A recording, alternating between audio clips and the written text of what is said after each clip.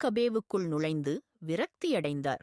அவரது சிறந்த நண்பர் ரியா நாள் முழுவதும் தனது அழைப்புகளை புறக்கணித்திருந்தார். சில நண்பர் அவர் முணுமுணுத்தார், தனது காஃபியை மட்டும் பருகினார். இன்று அவரது பிறந்த நாள். அவள் அவனை கூட விரும்பவில்லை.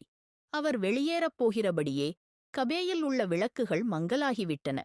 திடீரென்று ரியா உள்ளே நுழைந்தபோது வாசலில் ஒரு ஸ்பாட்லைட் பிரகாசித்தது. ஒரு சிறிய கேக்கை ஒரு மெழுகுவர்த்தி மேலே ஒளிரும். அவளுக்குப் பின்னால் அவர்களின் நண்பர்கள் குழு தொடர்ந்தது, கைத்தட்டியது மற்றும் ஆரவாரம் செய்தது. பிறந்தநாள் வாழ்த்துக்கள் ஆரவ், ரியா கூறினார், சிரித்தல். ஆராவ் உறைந்த, திகைத்து, பேச்சில்லாமல் அமர்ந்தார். நான் மறந்துவிட்டேன் என்று நீங்கள் உண்மையில் நினைத்தீர்களா? அவள் கிண்டல் செய்தாள். அவனுக்கு முன்னால் கேக்கை அமைத்தாள்.